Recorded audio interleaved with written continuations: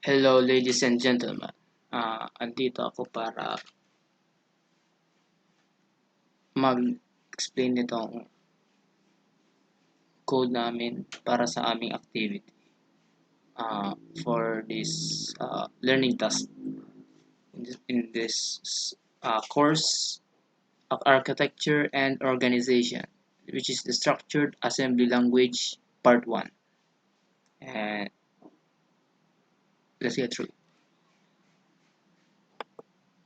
This is the source code for this for our activity that we made. As you can see, this.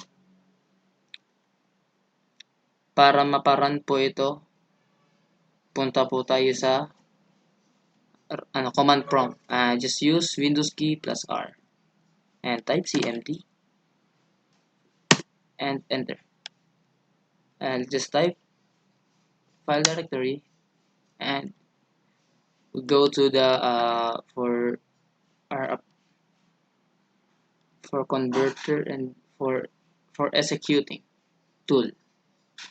I use code blocks here.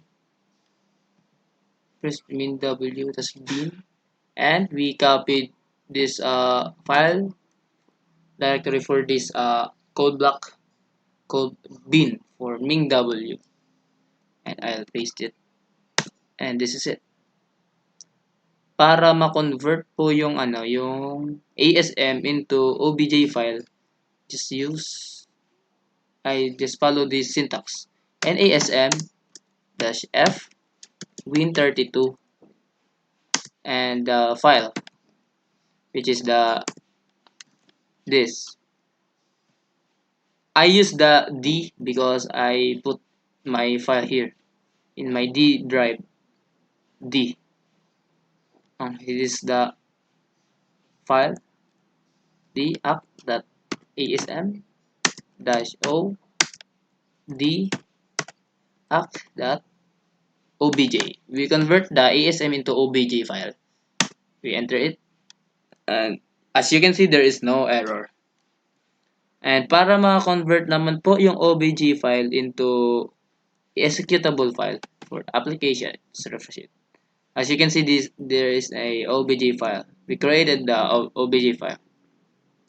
And para mapa-convert ay para magkaroon ng executable file para sa assembly, kailangan natin ng OBJ file.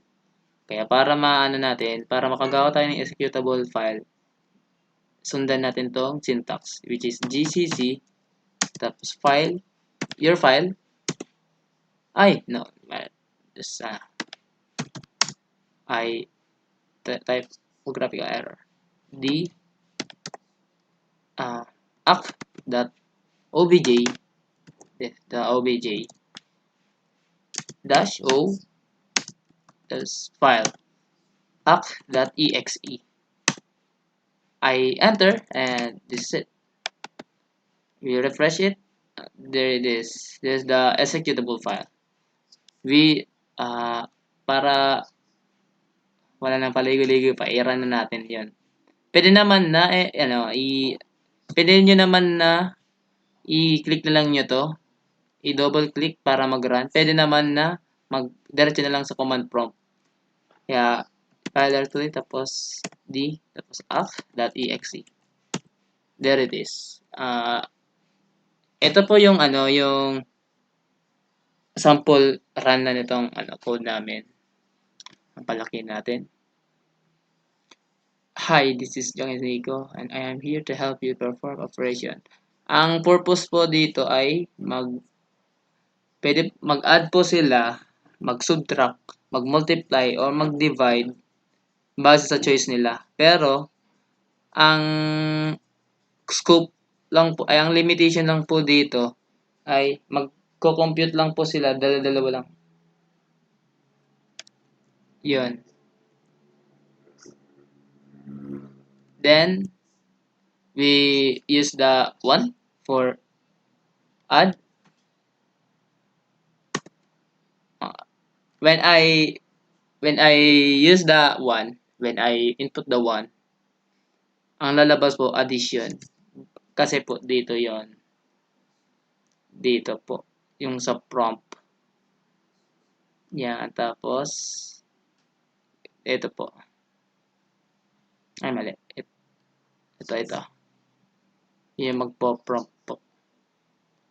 Ano po siya, parang, may case po siyang, pag pinipili po yung 1. Yan, ito. Check the menu choice. Ito po yun. Pag nag-input po ako ng 1, ang lalabas po yung addition. Kaya ito po yun. Ito. Yung subtraction naman po, pag nag-2 po ako, ito yon. Ito lalabas. Kapag yung 3, which is multiplication, ang lalabas po, dito din. Ito po yung code niyan. Dito po. Yan, dito. Tapos, yung division, ito po yon. Pag nag-input po ako ng 4, ito. Ito po. Yan, nasa sakupan na po yan. Kapag nag-0 po ako, 0, pag tinap ko po yung 0, mag-i-exit po. Pero, yeah, ito yun. Yung exit, ito yun. Tapos po, mayroon po yung nakalagay na thank you. At dahil po yan dito. Yung prompt out. Ito po yun. Yan, prompt out. Magdi-display po dyan ng thank you. Balik tayo. Input po tayo ng first number. Sabihin natin na 43. Kasi ang limit lang po dito is 99 lang. Ang limit po niya. Minimum po niya negative 99. Ang maximum lang po is 99.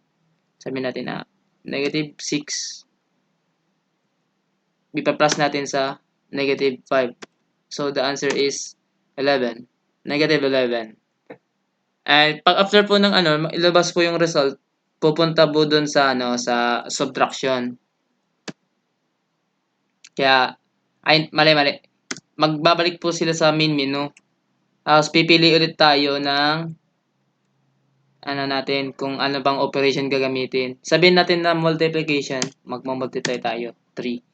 Sabihin natin negative 45 times negative 6. Ang lalabas po 270. Kasi pag negative times negative po, positive po ang yan, kahit anong mangyari. Pag basta negative times negative, maging positive po yung sagot, which is 270. Negative 45 times 6. And yun, umulit po siya. Pumunta po ulit siya sa main menu. Sunod po, nag-subtract na ba tayo? Ay, hindi pa. Subtract na tayo 2. First number, sabihin natin na 4 minus 4. Ang lalabas po 0. Then, sa divide naman po, F1 namin natin 4. 4. Enter the first number. Sabihin natin na 8 divided by 2. Lalabas po 4. Remainder, wala. Kasi, kapag tinimes po yung 4 times 2, times po 2, 4 times 2, ang lalabas po 8. What if po, wala po sa choice yung 0, 1, 2, 3, 4. Kaya pag napindot natin accidentally, 5. Wala po. Mag-uulit po siya. Then, next po, 0 ulit. Exit. Pag nag-0 po, titigil na po yung yung loop. Naka-condition po kasing pag nag-exit po siya, meron na doon po yung call exit, which is ito po. Ano na ba yan? Ito po, call exit _exit. Wala po siyang, hindi siya nakasama po doon sa loop, which is okay naman. Yun lang po.